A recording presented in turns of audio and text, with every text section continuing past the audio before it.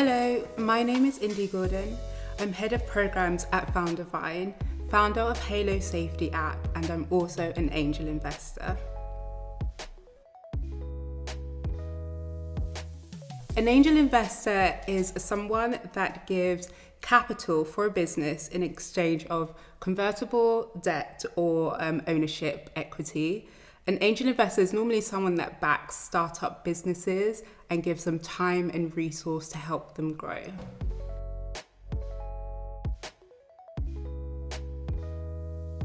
So when I'm investing in a business, there are three key areas I focus on. The first area is all about the founder themselves. Are they passionate? Are they determined? And are they willing to grow and adapt if needed? This is an important area because it shows that you're willing to develop your idea and not just focus on what makes it look good, but actually get to the root of the problem. And that brings me on to the next step. Are they solving a problem? Is there a solution that actually can create change and impact?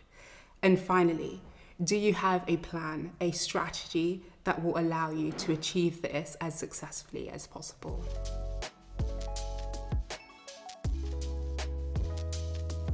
When we are looking at what a good product or service looks like, there's so many things that can be included in this conversation. I have a few key areas that I think you should focus on. Firstly, the idea. We often take this for granted, but this is going to be the product that you introduce to the community, to the world. Is the idea viable? Do you know what you want to do and why you want to do it? Is it creative? Is it innovative? Are you changing the world? It's important that you understand this because actually this is going to be the thing that represents you. Secondly, your marketing strategy. How are you going to build community? How are you going to get your idea out there? And how are you going to ensure you build a great brand? This is so important for a successful product or service because without the people backing you and supporting you, you don't really have an idea. You don't have something that is scalable. And that actually leads me on to my third point. How are you going to scale it? A successful business needs to be scaled and it needs to be something that people want.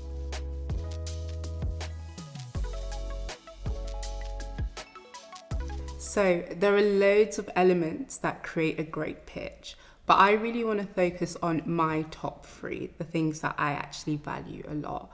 And that is the person, the preparation, and the presentation. So starting off with you as the founder, it is so important that you are able to tell the story of this product or service and you're able to show your passion and your vision for what you want to achieve. People buy into you and what you are telling them. So it's important that actually you show us everything that you want to do. Secondly, preparation. I think sometimes everyone focuses so much on the main presentation, they forget that there is an element of question and answer. People will ask you why, how, when. We will want to understand the details behind your product. So it is so important that you prepare, not just for the presentation, but also for the parts after that as well. The whole journey is important to us. And finally, the pitch. So your pitch deck should be simple. It should be clear. It should show your journey, your strategy, your vision. It should show your team. Don't overcomplicate it with words. Don't underwhelm it with just a few pictures. Make sure your pitch has everything needed to be able to win investors over. I want to actually give you a few more tips on what you could potentially add to make your experience even better. And firstly, I want to say your finances are so important. This is often left at the wayside and thought about after the process. But I highly suggest that you get yourself an accountant or someone that can talk you through the processes of setting up a business within the financial elements.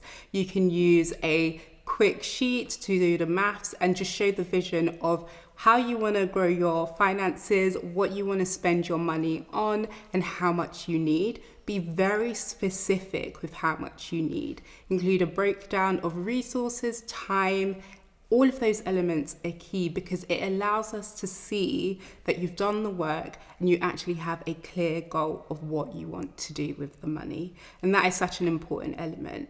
There are so many resources out there that can actually help you do this. And one of the best ways I can say is actually the company I work for, Foundervine. We have so many tools, sheets to support you, and networks and community and people we can introduce you to, which will help you sort out your finances. But in reality, if you don't have clear finances, then you can't get investments. That's why we're all here.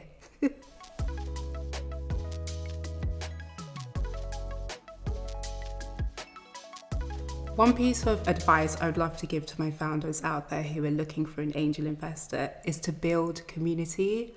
This is also an element that is taken for granted, but it's so important. The thing is, if you connect to people, you get to know the individuals within the startup ecosystem and the finance world. It is so much easier to find the investor that suits you. The thing about angel investors is that they are not part of any core group. Now, don't get me wrong, there are some that come together and give their money together. But in reality, angel investors are individual people that you have to search for. You need to seek them out. So building community networks and great relationships is going to be the most important thing, because an angel investor may ask for something different compared to another angel investor. So meet people, connect, make friends, ask questions. There is no such thing as a silly question. And the best way to get investment is to meet the people and get to know them.